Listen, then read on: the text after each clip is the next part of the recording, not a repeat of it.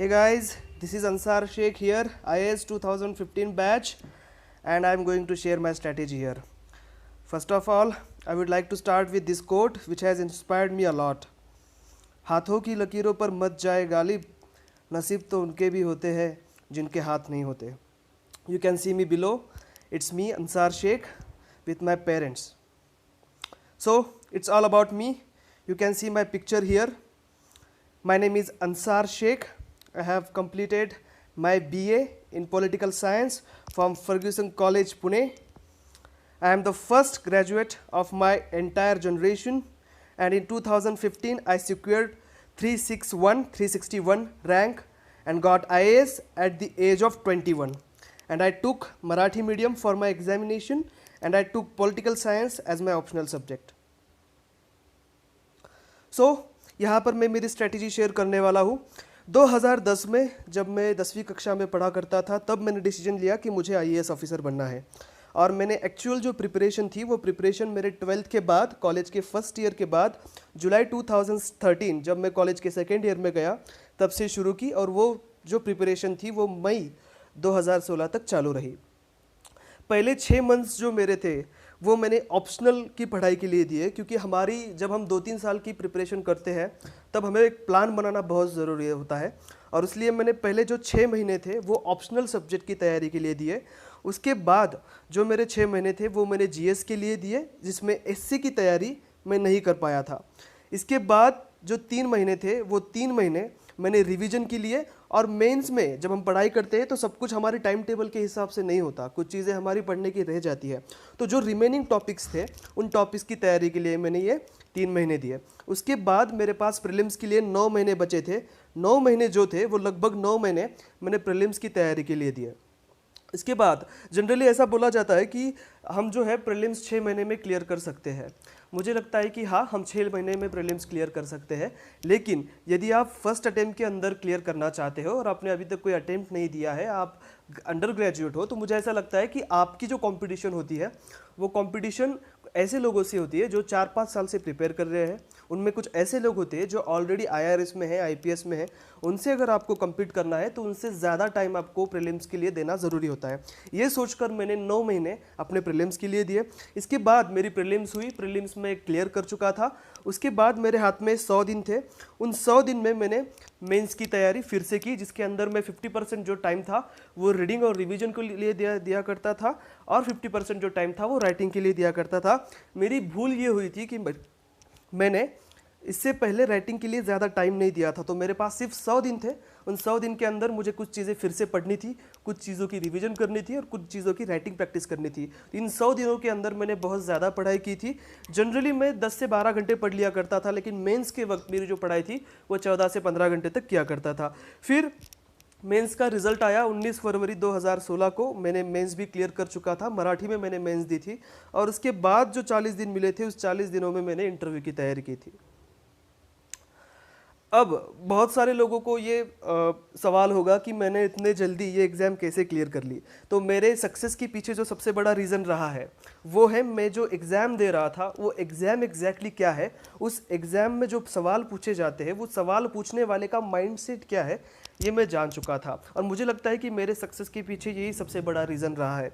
Otherwise जो hard work करना होता है, जो पेशेंस चाहिए होता है, जो कंसिस्टेंसी चाहिए होती है, वो लगभग हर सीरियस एस्पायरेंट में होती है. लेकिन ये चीज़ जब तक हमें समझ नहीं आए कि हम जो एग्ज़ाम दे रहे हैं वो एग्ज़ाम एग्जैक्टली क्या है, हमको जब तक उस एग्जामिनर का माइंडसेट पता ना चले, तब तक हमारा जो एफ़र्ट्स होते हैं वो इसकी गारंटी नहीं दे सकते कि वो एफ़र्ट्स सही डायरेक्शन में जा रहे हैं या नहीं. सो मैं एक एनालॉजी पेश करना चाहूँगा. हमको पता है सचिन तेंदुलकर इस विश्व के सबसे बड़े, सबसे अच्छे बल्लेबाज है, और शोएब अख्तर जो 150 की स्पीड से बॉल फेंकते हैं. अब जब सचिन तेंदुलकर ग्राउंड में जा रहे हैं तो वो ऐसे ही ग्राउंड में जाकर शोएब अख्तर को छक्का नहीं लगाते. वो पहले कुछ चीज़ों का एनालिसिस करते हैं. पहले तो वो ये एनालिसिस करते हैं कि शोएब अख्तर नाम का बंदा एग्जैक्टली कौन है, क्या वो स्पिनर है या फास्टर है. फिर वो ये एनालाइज करते हैं कि उसने लास्ट टाइम जो मैच हुई थी ऑस्ट्रेलिया के साथ उसमें बॉल्स कैसे डाले हैं, बॉलिंग कैसे की है, शोएब अख्तर की वीकनेसेस क्या है, शोएब अख्तर की स्ट्रेंथ्स क्या है. और उसके बाद ये सब करने के बाद वो नेट प्रैक्टिस करते हैं. यूपीएससी का भी ऐसा ही है। आपको यूपीएससी को समझना है कि यूपीएससी के एग्जाम एग्जैक्टली क्या है। फिर आपको पता चलेगा कि 3 स्टेजेस है, इन तीनों स्टेजेस में यूपीएससी की कुछ अलग आपसे डिमांड है। तो वो डिमांड्स क्या है वो आपको जानना है, मतलब आपको पता चल जाएगी कि एग्जैक्टली यूपीएससी क्या है। फिर लास्ट टाइम यूपीएससी ने किस तरह के सवाल पूछे थे ये आपको जानना पड़ेगा, क्योंकि लास्ट टाइम जो सवाल पूछे और इस बार जो सवाल पूछे जाने वाले हैं इनमें कुछ लिंक होता है। तो आपको वो जानना पड़ेगा कि किस टॉपिक के ऊपर कैसा सवाल पूछा गया था।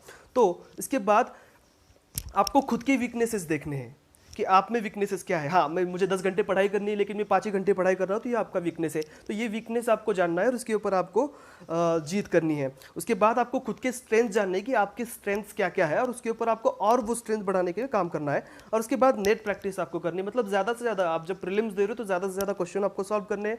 जब आप मेंस दे रहे हो तो ज़्यादा से ज़्यादा आपको लिखने की प्रैक्टिस करनी है। और जब आप इंटरव्यू दे रहे हो तो आपको ज़्यादा से ज़्यादा मॉक इंटरव्यू देने चाहिए। तो ये चीज़ें करने आपको ज़रूरी होती है। अदरवाइज फिर बाकी जो हार्ड वर्क होता है और बाकी की जो चीज़ें चाहिए होती है सक्सेस मिलने के लिए, वो सारे जो सीरियस एस्पायरेंट्स हैं उनमें कॉमन होती है। अतः what does UPSC expect from you, UPSC आपसे क्या चाहती है ये आपको पता होना जरूरी है, तभी आप यूपीएससी की जो डिमांड्स है वो फुलफिल कर पाओगे।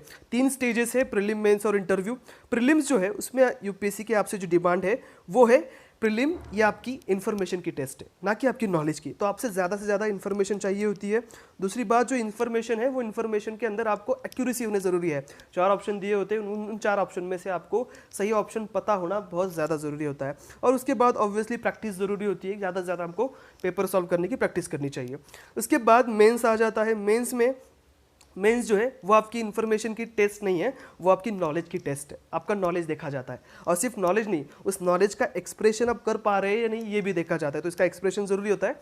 और जो एक कॉमन फैक्टर दोनों में है वो है प्रैक्टिस। तो आपकी ज़्यादा से ज़्यादा राइटिंग प्रैक्टिस करना आपको ज़रूरी होता है। और जो फाइनल स्टेज है इंटरव्यू, इसके अंदर वो आपको जानना चाहते हैं कि आप एग्जैक्टली क्या हो। ये आपकी पर्सनैलिटी टेस्ट होती है। इसको कहीं भी इंटरव्यू ऐसा नहीं कहा जाता, ऑफिशियली इसको पर्सनैलिटी टेस्ट कहा जाती है। वो लोग आपकी पर्सनैलिटी चेक करते हैं। और पर्सनैलिटी का मतलब ये नहीं कि आप गोरे हो या काले हो, आपके बाल कैसे है, आपकी बॉडी कैसी है, ये नहीं देखा जाता। तो आपकी सोच कैसी है ये देखी जाती है। तो इन चीज़ों के ऊपर आपका सक्सेस डिपेंड करता है। अगर आप ये तीनों भी क्राइटेरिया यूपीएससी की फुलफिल कर रहे हो, ये तीनों डिमांड अगर आप उनकी फुलफिल कर रहे हो, तो आप इसमें 100% सक्सेसफुल हो सकते हो। और मेरा भी रीज़न वही था। यूपीएससी के बारे में बहुत सारे मिथ्स हमारे सोसाइटी में आज फैले हुए हमें दिखाई देते हैं। पहला मिथ तो ये होता है कि भाई आप रीजनल लैंग्वेज में अगर एग्जाम दे रहे हो तो आप ये एग्जाम क्लियर नहीं कर पाओगे, बहुत मुश्किलें आएगी। ऐसा कुछ नहीं होता। मैंने खुद मराठी मीडियम से ये एग्ज़ाम दी है। दूसरा ये होता है कि पुअर फैमिली से अगर आप हो तो ये एग्ज़ाम क्लियर करना आपके लिए मुश्किल हो जाता है। ऐसा कुछ नहीं है। मेरे पिताजी एक ऑटो रिक्शा ड्राइवर थे, मैं एक ऑटो रिक्शा चालक का बेटा हूँ। हम एक बीपीएल फैमिली थी, लेकिन फिर भी मैंने फर्स्ट अटेम्प्ट में ये एग्ज़ाम क्लियर की है। तीसरा जो है वो, अगर आप गांव से आते हो, देहात से आते हो, तो आप ये एग्ज़ाम क्लियर नहीं कर पाओगे। आपको अगर एग्ज़ाम क्लियर करनी है तो आप सिटी से ही होना ज़रूरी होता है, ऐसा लोग कहते हैं। ऐसा कुछ नहीं है। मराठवाड़ा के जालना डिस्ट्रिक्ट के एक छोटे से गाँव का मैं स्टूडेंट था और मैंने एग्ज़ाम क्लियर की है।